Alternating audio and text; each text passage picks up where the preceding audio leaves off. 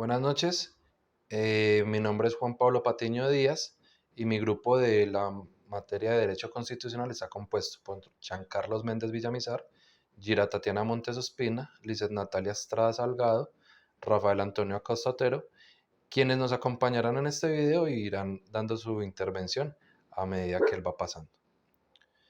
Para comenzar, es preciso saber que el derecho constitucional también es conocido como derecho político y es una rama del derecho público.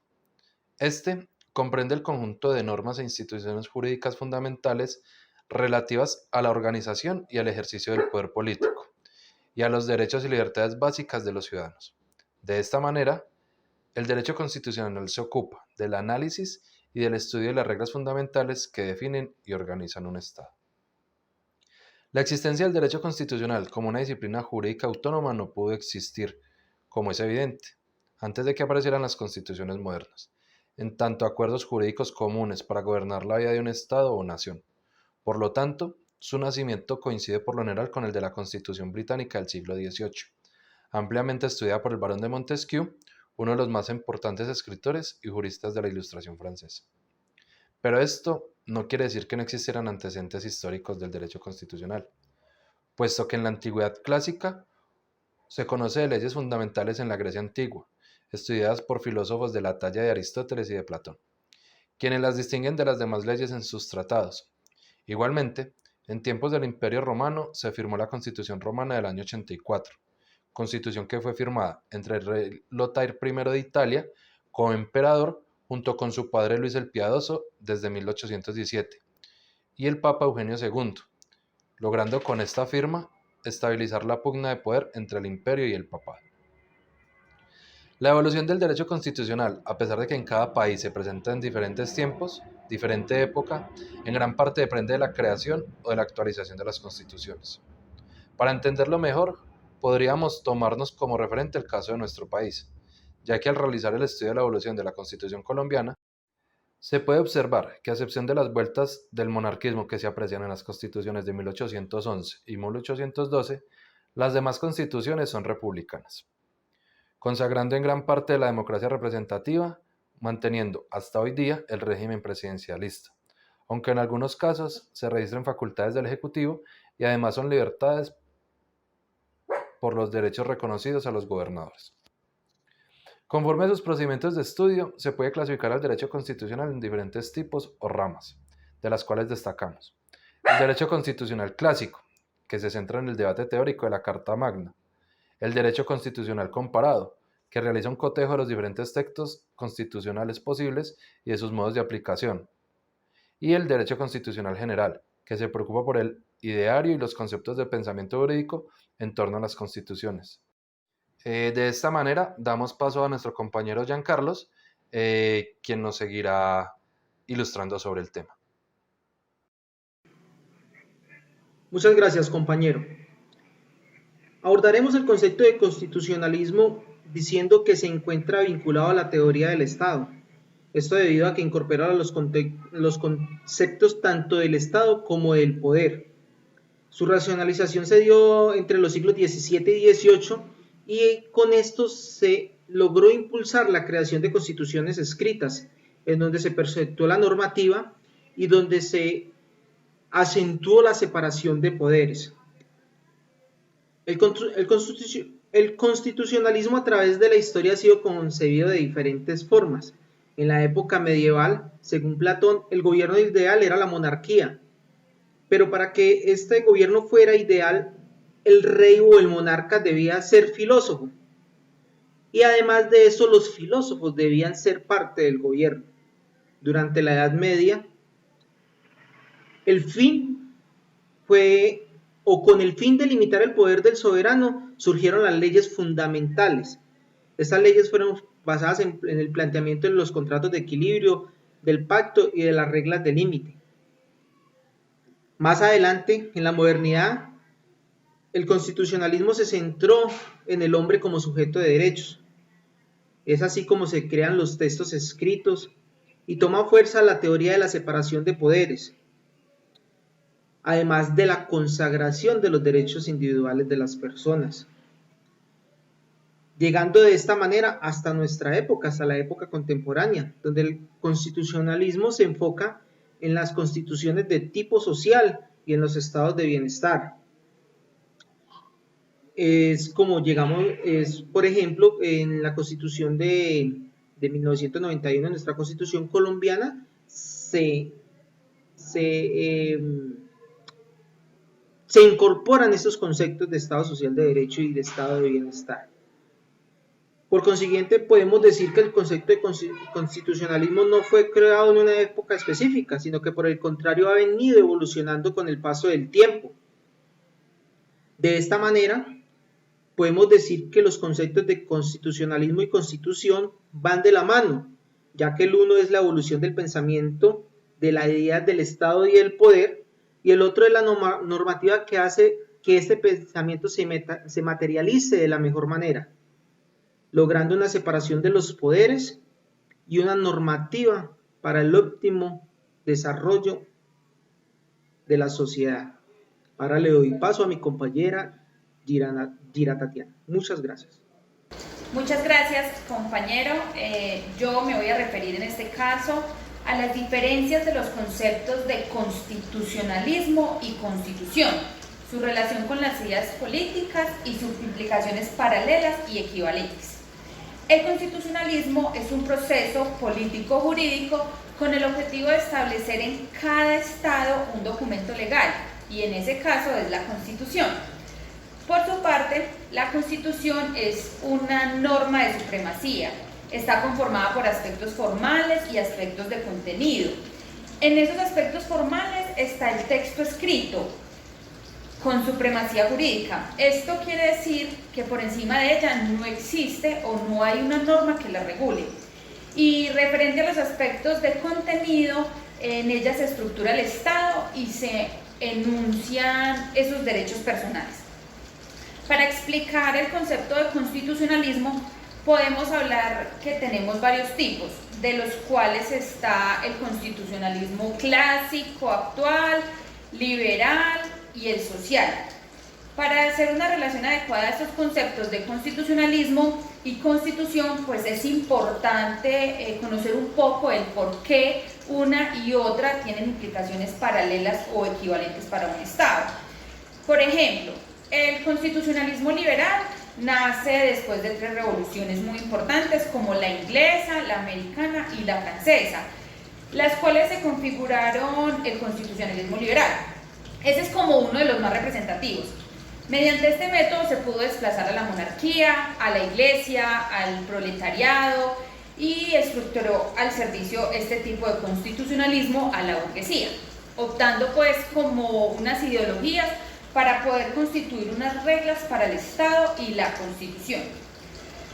Al aplicar estas ideologías se optó por unos resultados que se dieron como un nuevo orden político y económico aristocrático, produciendo una derrota al primer, al segundo y al cuarto Estado, que en su defecto pues eran como la monarquía, la iglesia y el proletariado, y que empiezan a buscar un orden social frente al pueblo, frente a ese Estado.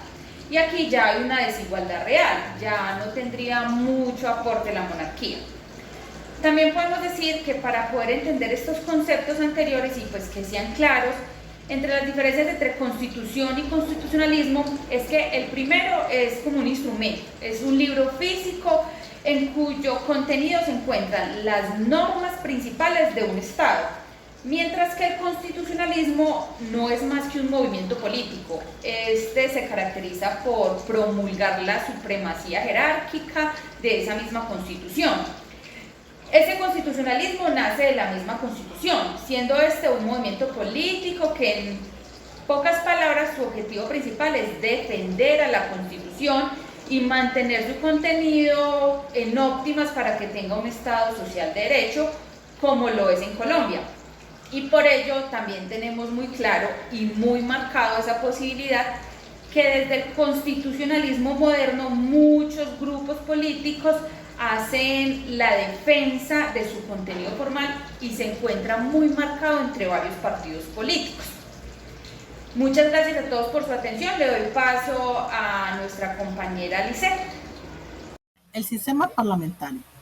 El sistema parlamentario es un régimen del Estado donde la formación del gobierno está cimentada en asambleas o sistemas de asambleas, en cuya base hay un sistema representativo que determina cómo están compuestas. Su permanencia permite la mayoría del Parlamento. Esta mayoría puede surgir o de elecciones populares o de coaliciones.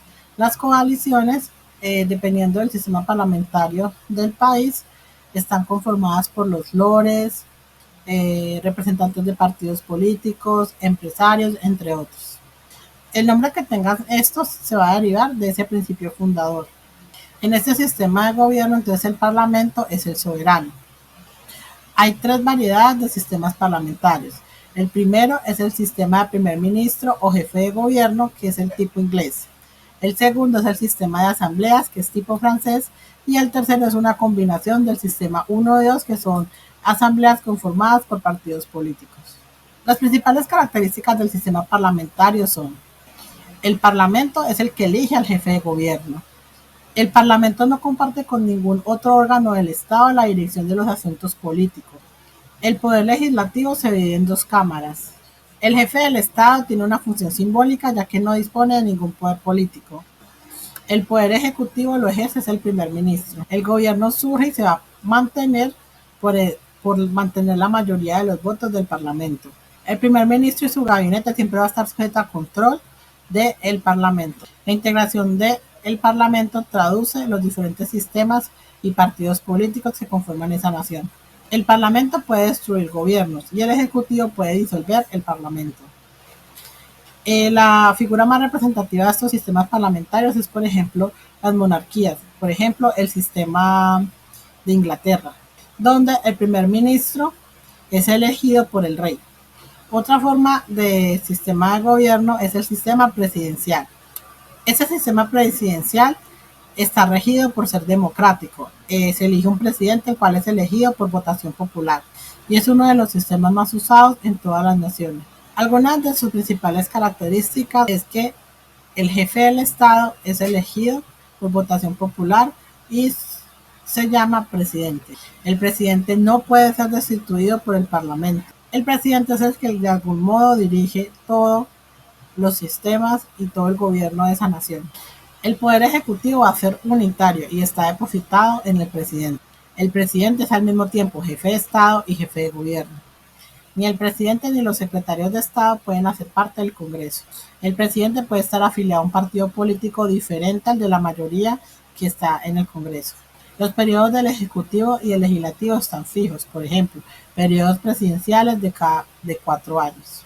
La independencia de estos poderes siempre va a ser indiferente a la voluntad del mandatario, por lo que la división de poderes es inherente. En el sistema presidencialista tenemos los tres ramas: ejecutiva, legislativa y judicial. Estos sistemas de gobierno muestran la forma en cómo está distribuido el poder de una nación. Tanto el sistema parlamentarista como el presidencialista son los sistemas contemporáneos que aún se mantienen en la actualidad en la mayoría de países, y su poder está dado constitucionalmente. Pues, como dijo Sócrates, la Constitución es el alma de las naciones. Los dejo con mi compañero Rafael Antonio, quien les explicará sobre el nuevo constitucionalismo. Sí, compañeros, un cordial saludo. Efectivamente, en este momento les vamos a hablar de el nuevo constitucionalismo europeo, latinoamericano, y el impacto que este tiene en nuestra Constitución del 91.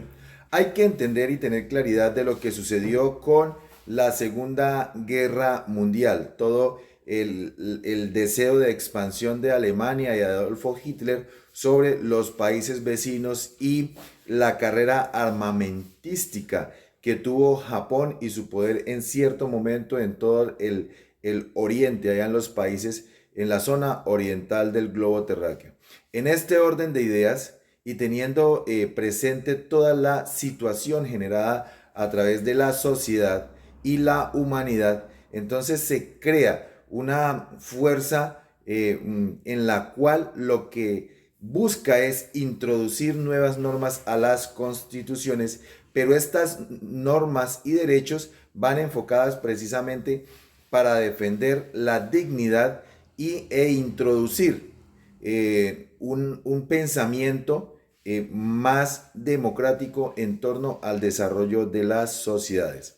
En este orden de ideas hay que decir que la cuna del constitucionalismo es Inglaterra, por allá a mediados del siglo XVI, pero que países como Italia, Francia y posteriormente España comienzan a desarrollar este proceso de introducción de nuevas normas y con un contenido social y democrático a sus constituciones. Luego del avance y desarrollo que tiene en este ejercicio en estos países con las constituciones, llega ese efecto a Latinoamérica. En países como Colombia, en la Constitución de 1991, países como Argentina en 1994, Ecuador en el 2008 y Bolivia en el 2009. Estos países lo que hacen es que toman o retoman el ejercicio de las nuevas constituciones al interior de sus países. El impacto que ha tenido en nuestra constitución es que finalmente tiene una concepción de derecho. La base fundamental de nuestra constitución está centrada en la dignidad humana. Hay una clasificación de los derechos como son los derechos de cumplimiento inmediato, los derechos sociales económicos y derechos sociales económicos y culturales, y también los derechos al medio ambiente. Nuestra constitución hoy es más democrática, nuestra constitución hoy tiene unas instituciones de pesos y contrapesos, por eso la división de las ramas del poder, y hoy tenemos una participación, el pueblo frente a las decisiones que se toman en una representatividad democrática. Un abrazo fraterno para todos ustedes.